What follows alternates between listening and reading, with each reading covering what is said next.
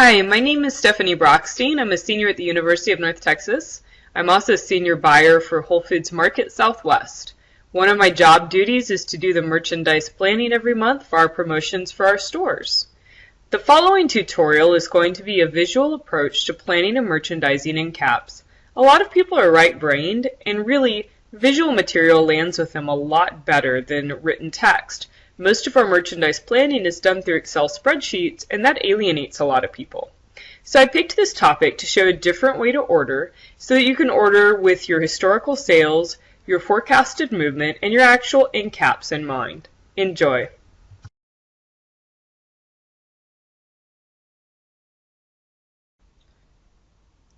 The first thing that you want to do is take Excel and make a visual map of your end cap. In this case, I have a 90-inch high by 48-inch wide end cap. That means each one of my horizontal squares represents 8 inches. Each one of my vertical squares represents 3 inches. I've also noted this in the top left corner of my screen under the key, along with the total size dimensions for my end cap. Now, we're ready to select the product we're going to put on the end cap. Now, we're going to make an end cap for the June A promotion for Quantum Buzzaway 8 ounce. I'm going to pretend that I work for the Plano store, and the average monthly movement for the Plano store is 4 units a month. This is information we provide to the stores on your monthly promotional plan. I need to determine what the minimum amount I can order to fill the space is, and also what the maximum order I need to fill the space. So the first thing we're going to do is take away any space we won't be using. So I know that some of this room is going to be taken up using a sign header, and in this case I'm going to say my sign header is going to be 12 inches. So I'm going to go up to Insert, I'm going to insert a shape, I'm just going to trace that out and block it off. And then the second thing I need to do is I'm going to go ahead and insert a shelf down here. I'm not going to use the bottom, say 9 inches on my floor because I need room for the floor buffers to be able to get in. So I'm going to insert a line. I'm going to go all the way across. And then I'm going to edit my line under Format Shape. So I right-clicked Format Shape. And I'm going to increase the point size on my line until it takes up approximately 1.5 inches, which is half a vertical cell. I'm going to hit Close. Now I'm ready to put some product on that shelf. So if I'm doing the Quantum Buzzaway 8 ounce, I need a picture of the product and I also need the product dimensions. Now if you're in the store, that should be pretty easy to get. You can go out and measure the product. You can have it on your desk. But for me, I'm not in a store, so I'm going to use Amazon. I'm going to type Quantum Buzz Spray. I know I'm looking for an 8 ounce size. Perfect. Quantum Health Buzzaway Spray 8 ounce. And then I'm going to go to my Start menu, Snipping Tool. And I'm going to snip very close to the product.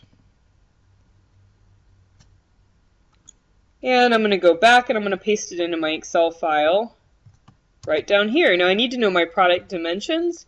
Again, you can measure them, but if you were not near the product, you can also look on Amazon.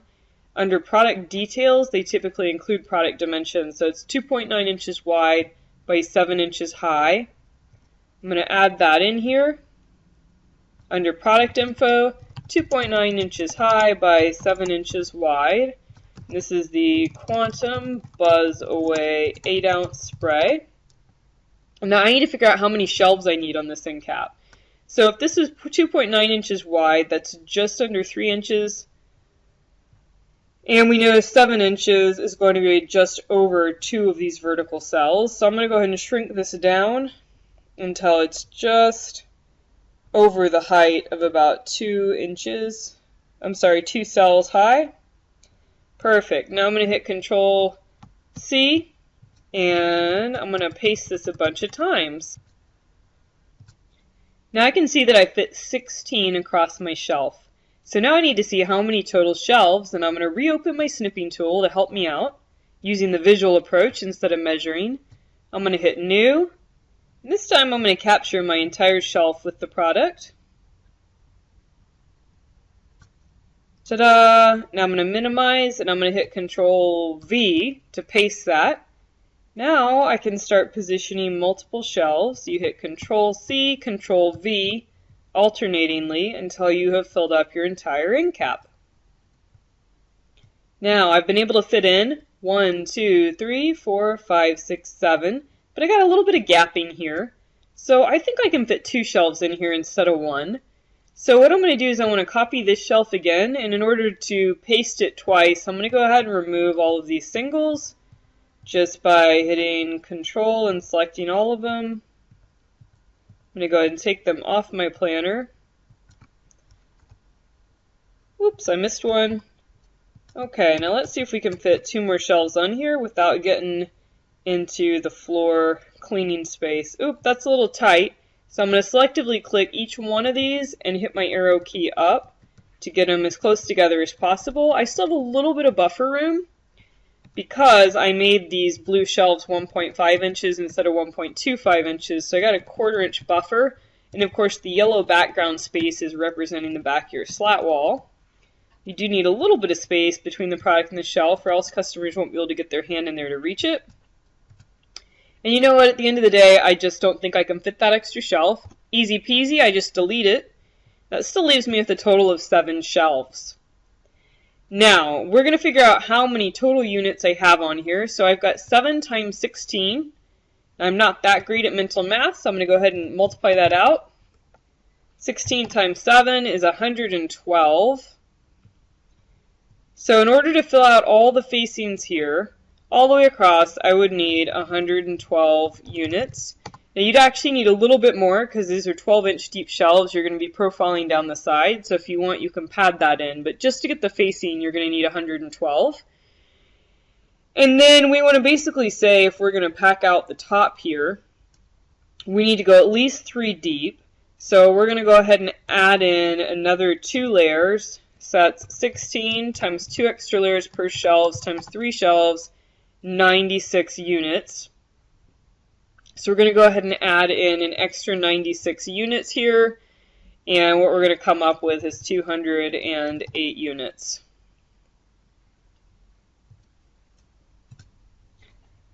And so 208 units is the most I would possibly want to order on this shelf. Now one deal here that makes this a little tricky is my average monthly movement is only 4.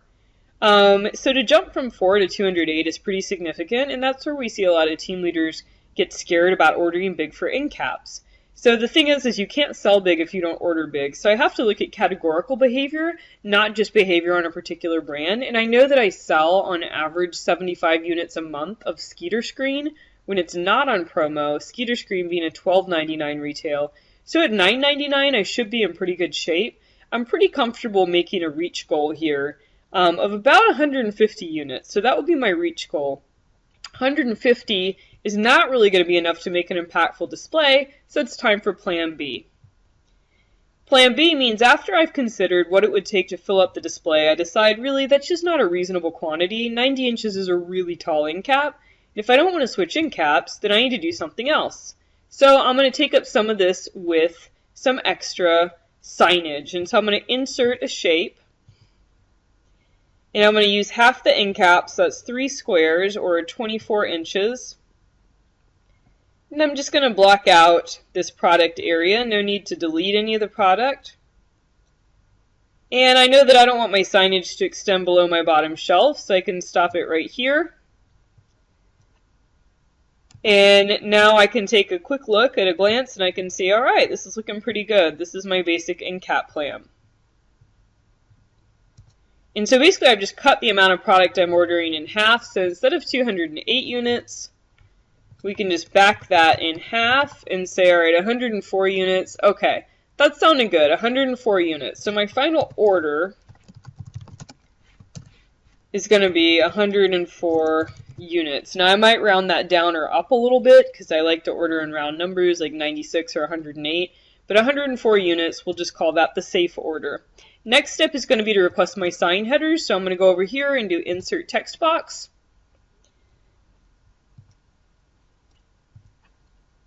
Using the Insert ribbon on your Excel menu.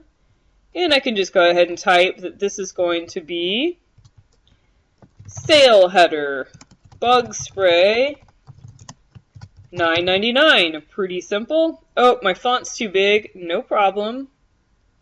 I can highlight my font and I can go up here to the Home tab and I can back it down It's $20.99. And I'm going to go ahead and insert a second text box. We're going to do some story signage here. And this time we're going to talk about the benefits of natural bug spray. We're going to include 3 bullet points. And then we're going to also list below that ingredients. So we're going to list the key ingredients so that people understand what makes this bug spray work. And then what I would do here is list the sign dimensions. So my top sign header is going to be 48 inches across by 12 inches high. And then I have a different sign header here. So now we're going to go ahead and list the dimensions. And I'm going to go ahead and copy this twice because we now have 2 signs to deal with instead of 1. So my first sign header is sale package, and it's going to say bug spray $9.99. So the graphic artists know to use the sale header. The dimensions are 12 inches high by 48 inches wide. I have not requested this header yet, so I'm going to put no. The next one is going to be the story sign. So I'm actually going to change this to say vertical sign. And we're going to make this one about 2 inches less on either side than the width. So the width is 24 inches. We're going to make the width on this 20 total inches width by, let's see, how tall should this be? Well, we took 12 inches off the top. We took a little bit more than 12 inches off the bottom. So we're going to say 90 inches minus 12 minus 15, 63 inches high. So we're going to say it's going to be 63 inches high.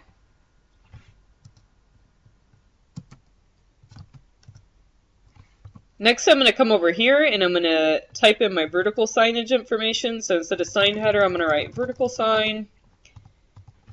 And I'm going to put benefits of natural bug spray and ingredients. So that's what I'm going to input into the ESRS system when I request my sign. If you want, you can go ahead and write out your signage here for easy reference. My sign dimensions are going to be 20 inches across because it's going to be 24 inches, half the end cap minus a 2-inch border on either side. And then it's going to be a 60-inch vertical sign. And then I have also not requested the sign. So I'm going to go ahead and type no. Now I'm going to list my shelf count as 7. Listing your shelf count is important because you can actually prep for promo a couple days before by having someone collect all your shelves and make sure they're ready to roll. Or you can conquer and divide promo by having one person roll around the department dropping shelves while the other person drops the appropriate product. And then this last thing I like to keep on here is fixtures. If you were doing something with apparel or you needed special fixtures, you can use the fixture tab on your worksheet to actually take pictures of the type of fixture you want to use. Control C, just going to drop it in, and then I might list 7 times straight arm. And then I can actually use my shapes here to call out which one I'm using. So I'm going to go ahead and circle that. And I'm going to format the shape. And I'm going to put no fill. Line color solid, close. That way I've circled exactly which one I want them to grab. That's really important for new team members because they don't necessarily know what a straight arm is. It could be any one of these 3 or something entirely different. And the last and final step is just getting everything printed on one page. So I'm going to highlight all of my text. And I'm going to go to Page Layout, Print Area, Set Print Area. Now I'm going to go to Page Setup, Fit to 1 page wide. We don't need it to be by 1 page tall, and hit OK. Now I'm going to go to File, and I'm going to save it as a PDF. And so I'm going to change my file type to PDF. And I'm going to go ahead and save this to my desktop as the June A Promo Plan Quantum. Save. And then here it is. And now I have a really nice 1-page PDF file. I can make 1 per end cap. I can do this when I order the product so that I'm placing appropriate orders for merchandising. I can actually place my signage a month or a couple months in advance, or at the very least have it ready when calendar time rolls around to request your signage. And the thing I like about this visual approach to merchandising is it lets you set realistic push goals for your team. based on space and also what your team is capable of selling. And you can really be more inclusive with the rest of your team members who may not be leadership and may not be in purchasing roles. They can still participate in building these end caps successfully because you're providing them with the map. So all in all, it took us less than 10 minutes to do this exercise. If you have 6 end caps, you're looking at roughly an hour to do this every market special. And that hour will save you hours of work the day you're building the end cap, so that you don't have to take time on the sales floor to measure shelves, make sure you have enough product, or adjust sales signage on the fly. So, as with many things in life, an ounce of prevention is worth a pound of cure, and I highly recommend that you start to integrate these visual approaches to merchandising and planning into your next market special changeover.